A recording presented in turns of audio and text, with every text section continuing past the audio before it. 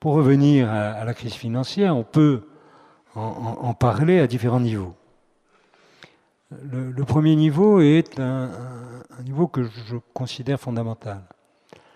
La crise financière, aujourd'hui, c'est une crise de la compréhension. Personne n'a compris. Et surtout pas les acteurs sur les marchés financiers. Personne ne comprenait ce qu'ils faisaient. Et dès le moment où personne ne comprend ce qu'ils faisaient, au moment où cette incompréhension est révélée, eh bien, les marchés financiers s'effondrent. Pourquoi? Parce que les marchés financiers sont comme un langage.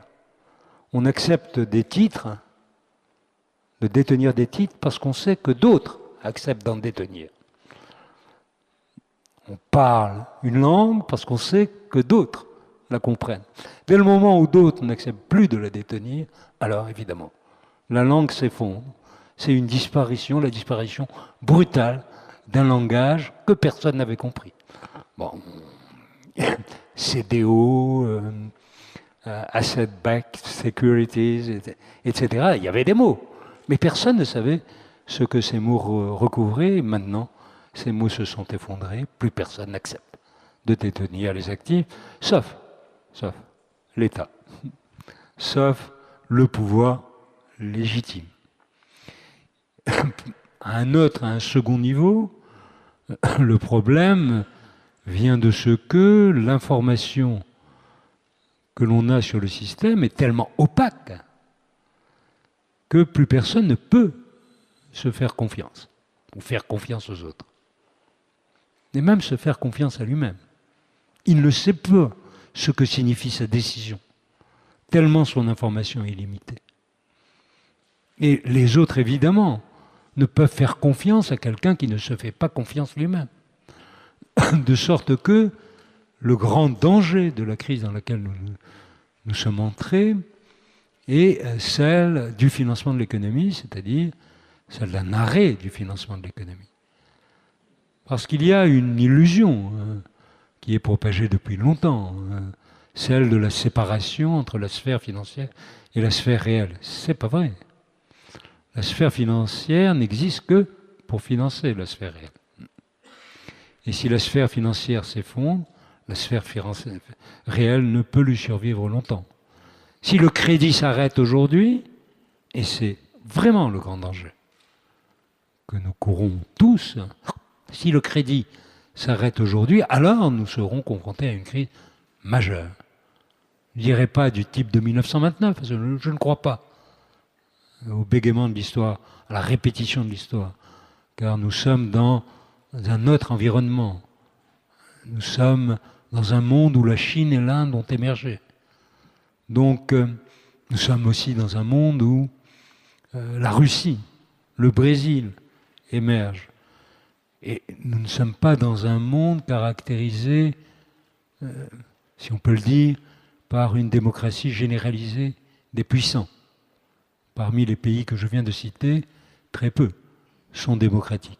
Donc, il y a ce changement de contexte qui fait que dans le monde dans lequel nous vivons, certains grands acteurs contrôlent, d'autres non.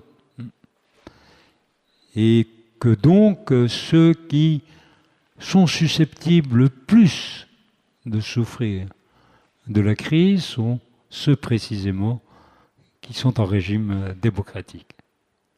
C'est un peu triste à dire. Ça ne signifie pas du tout qu'il faille renoncer à la démocratie, car c'est le seul système soutenable. Mais en tout cas, à la crise actuelle, au soubresaut à venir, eh bien, nous risquons beaucoup si les gouvernements n'agissent pas comme il convient d'agir. Aujourd'hui, nous ne sommes pas dans le temps de la régulation. Nous sommes dans le temps de l'action. La régulation, ça va prendre du temps. Ça va prendre du temps, ça va prendre des décisions, des concertations. Il y aura beaucoup de palabres, si je puis dire, à tous les niveaux, à l'échelle nationale, à l'échelle européenne, à l'échelle mondiale. Et pour qu'une régulation soit mise en œuvre, il faut qu'elle émane de l'ensemble des acteurs dans un monde globalisé. La France ne peut pas, à elle seule, réguler le marché financier mondial. Bon. L'Europe non plus. Il faut donc bien qu'il y ait un temps de la réflexion, un temps de la régulation. C'est un temps important, mais c'est le temps, ce que j'appellerais le temps long de la démocratie. Nous sommes aujourd'hui dans le temps court de la décision.